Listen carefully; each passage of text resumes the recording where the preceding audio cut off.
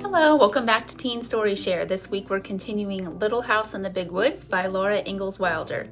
If you missed chapter 1, that will be linked down below. Winter days and winter nights. The first snow came and the bitter cold. Every morning Pa took his gun and his traps and was gone all day in the big woods, setting the small traps for muskrats and mink along the creeks, the middle-sized traps for foxes and wolves in the woods. He set out the big bear traps, hoping to get a fat bear before they all went into their dens for the winter. One morning he came back, took the horses and sled, and hurried away again. He had shot a bear. Laura and Mary jumped up and down and clapped their hands. They were so glad. Mary shouted, "I want the drumstick! I want the drumstick!" Mary did not know how big a bear's drumstick is. When Pa came back, he had both a bear and a pig in the wagon. He had been going through the woods with a big bear trap in his hands and the gun on his shoulder when he walked around a big pine tree covered with snow, and the bear was behind the tree. The bear had just killed the pig and was picking it up to eat it. Pa said the bear was standing up on its hind legs, holding the pig in its paws, just as though they were hands. Pa had shot the bear, and there was no way of knowing where the pig came from, nor whose pig it was. "So I just brought home the bacon," Pa said. There was plenty of fresh meat to last for a long time. The days and the nights were so cold that the pork in a box and the bear meat hanging in the little shed outside the back door were solidly frozen and did not thaw. When Ma wanted fresh meat for dinner, Pa took the axe and cut off a chunk of frozen bear meat or pork. But the sausage balls or the salt pork or the smoked hams and the venison, Ma could get for herself from the shed or the attic. The snow kept coming till it was drifted and banked against the house. In the mornings, the window panes were covered with frost and beautiful pictures of trees and flowers and fairies. Ma said that Jack Frost came in the night and made the pictures while everyone was asleep. Laura thought that Jack Frost was a little man all snowy white, wearing a glittering white pointed cap and soft white knee boots made of deerskin. His coat was white and his mittens were white, and he did not carry a gun on his back, but in his hands he had shining, sharp tools with which he carved the pictures. Laura and Mary were allowed to take Ma's thimble and make pretty patterns of circles in the frost on the glass, but they never spoiled the pictures that Jack Frost had made in the night. When they put their mouths close to the pane and blew their breath on it, the white frost melted and ran in drops down the glass. Then they could see the drifts of snow outdoors and the great trees standing bare and black, making thin blue shadows on the white snow. Laura and Mary helped Ma with the work. Every morning there were the dishes to wipe. Mary wiped more of them than Laura because she was bigger, but Laura always wiped carefully her own little cup and plate. By the time the dishes were all wiped and set away, the trundle bed was aired. Then, standing one on each side, Laura and Mary straightened the covers, tucked them in well at the foot and the sides, plumped up the pillows, and put them in place. Then Ma pushed the trundle bed into its place under the big bed.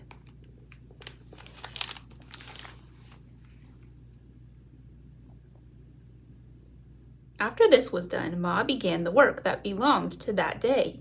Each day had its own proper work. Ma used to say, "Wash on Monday, iron on Tuesday, mend on Wednesday, churn on Thursday, clean on Friday, bake on Saturday, rest on Sunday."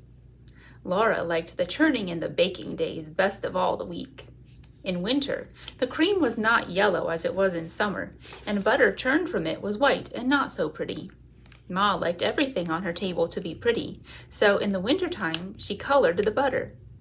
After she had put the cream in the tall crockery churn and set it near the stove to warm, she washed and scraped a long orange-colored carrot. Then she grated it on the bottom of the old leaky tin pan that Pa had punched full of nail holes for her. Ma rubbed the carrot across the roughness until she had rubbed it all through the holes, and when she lifted up the pan, there was a soft, juicy mound of grated carrot. She put this in a little pan of milk on the stove, and when the milk was hot, she poured milk and carrot into a cloth bag. Then she squeezed the bright yellow milk into the churn, where it colored all the cream. Now the butter would be yellow. Laura and Mary were allowed to eat the carrot after the milk had been squeezed out.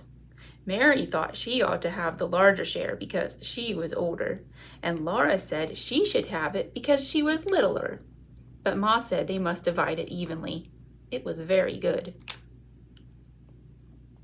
When the cream was ready, Ma scalded the long wooden churn dash, put it in the churn, and dropped the wooden churn cover over it. The churn cover had a little round hole in the middle, and Ma moved the dash up and down through the hole. She churned for a long time. Mary could sometimes churn while Ma rested, but the dash was too heavy for Laura. At first, the splashes of cream showed thick and smooth around the little hole. After a long time, they began to look grainy. Then Ma churned more slowly, and on the dash there began to appear tiny grains of yellow butter. When Ma took off the churn cover, there was the butter in a golden lump drowning in the buttermilk. Then Ma took out the lump with a wooden paddle into a wooden bowl, and she washed it many times in cold water, turning it over and over and working it with the paddle until the water ran clear. After that, she salted it. Now came the best part of the churning. Ma molded the butter. On the loose bottom of the wooden butter mold was carved the picture of a strawberry with 2 strawberry leaves. With the paddle, Ma packed butter tightly into the mold until it was full. Then she turned it upside down over a plate and pushed on the handle of the loose bottom. The little firm pat of golden butter came out with the strawberry and its leaves molded on the top. Laura and Mary watched, breathless, one on each side of Ma, while the golden little butter pats, each with its strawberry on the top, dropped onto the plate as Ma put all the butter through the mold. Then Ma gave them each a drink of good fresh buttermilk. On Saturdays, when Ma made the bread, they each had a little piece of dough to make into a little loaf. They might have a bit of cookie dough, too, to make little cookies, and once Laura even made a pie in her patty pan. After the day's work was done, Ma sometimes cut paper dolls for them. She cut the dolls out of stiff white paper and drew the faces with a pencil. Then, from bits of colored paper, she cut dresses and hats, ribbons, and laces, so that Laura and Mary could dress their dolls beautifully.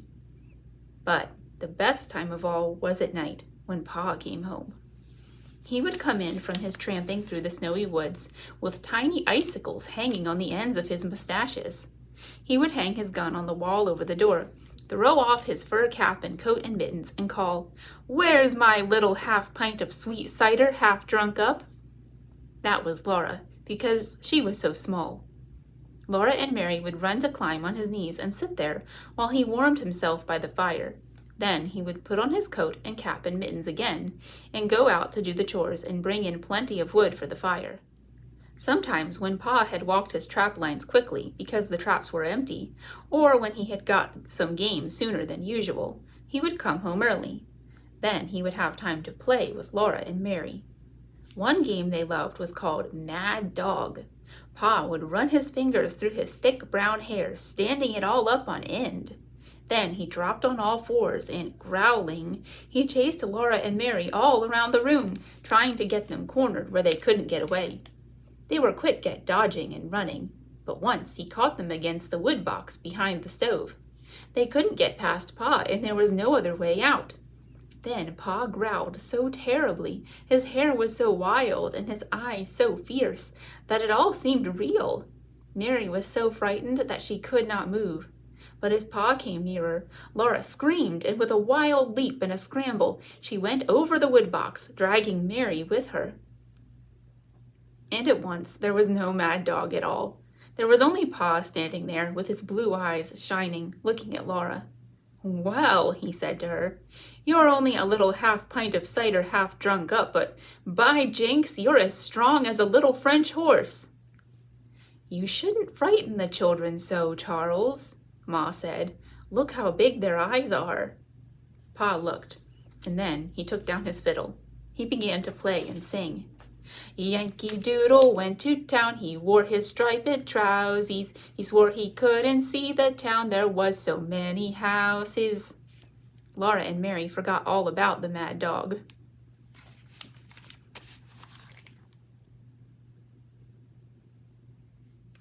And there he saw some great big guns, big as a log of maple, and every time they turned 'em round it took 2 yoke of cattle. And every time they fired 'em off it took a horn of powder. It made a noise like father's gun, only a nation louder. Pa was keeping time with his foot, and Laura clapped her hands to the music when he sang. And I'll sing Yankee Doodle Doodly Doo, and I'll sing Yankee Doodle. I'll sing Yankee Doodly Doo, and I'll sing Yankee Doodle. All alone in the wild big woods, in the snow and the cold, the little log house was warm and snug and cozy. Pa and Ma and Mary and Laura and baby Carrie were comfortable and happy there, especially at night. Then the fire was shining on the hearth. The cold and the dark and the wild beasts were all shut out, and Jack the brindle bulldog and Black Susan the cat lay blinking at the flames in the fireplace. Ma sat in her rocking chair, sewing by the light of the lamp on the table. The lamp was bright and shiny. There was salt in the bottom of its glass bowl with the kerosene to keep the kerosene from exploding, and there were bits of red flannel among the salt to make it pretty. It was pretty. Laura loved to look at the lamp with its glass chimney so clean and sparkling, its yellow flame burning so steadily, and its bowl of clear kerosene colored red by the bits of flannel. She loved to look at the fire in the fireplace, flickering and changing all the time, burning yellow and red and sometimes green above the logs, and hovering blue over the golden and ruby coals. And then Pa told stories.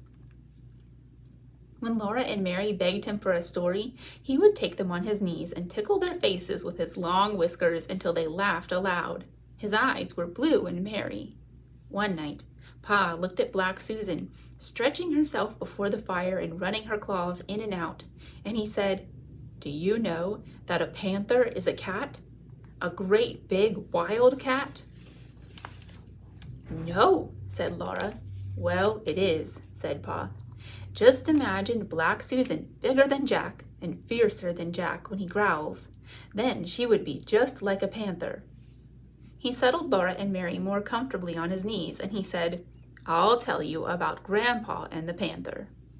"Your grandpa?" Laura asked. "No, Laura, your grandpa, my father." "Oh," Laura said, and she wriggled closer against Pa's arm. She knew her grandpa. He lived far away in the big woods in a big log house. Pa began, "The Story of Grandpa and the Panther."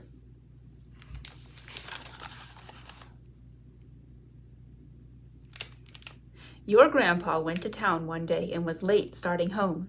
It was dark when he came riding his horse through the big woods, so dark that he could hardly see the road, and when he heard a panther scream, he was frightened, for he had no gun.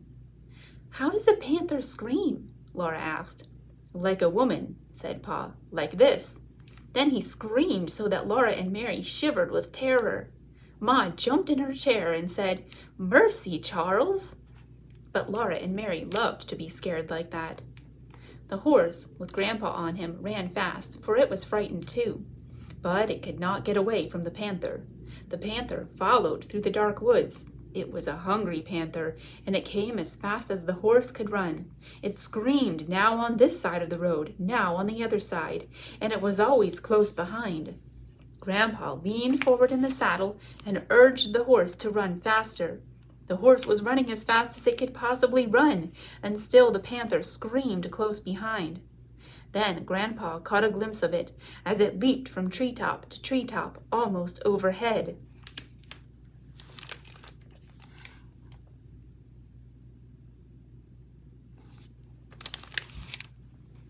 It was a huge black panther leaping through the air like Black Susan leaping on a mouse. It was many, many times bigger than Black Susan. It was so big that if it leaped on Grandpa, it could kill him with its enormous slashing claws and its long, sharp teeth. Grandpa, on his horse, was running away from it just as a mouse runs from a cat. The panther did not scream any more. Grandpa did not see it any more, but he knew that it was coming, leaping after him in the dark woods behind him. The horse ran with all its might. At last the horse ran up to Grandpa's house.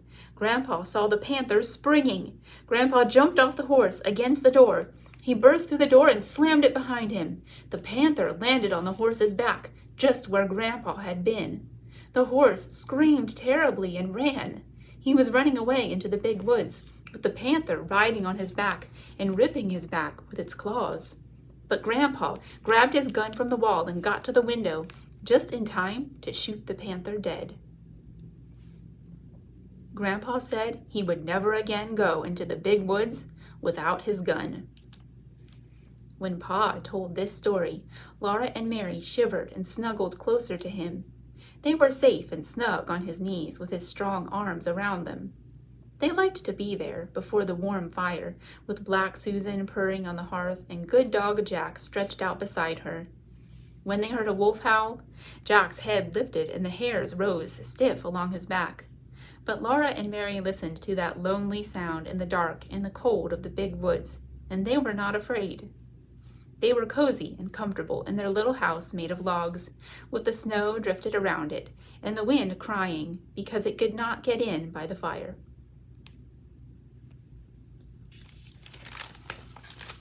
I hope you're enjoying the story so far. Next time we will read about the long rifle.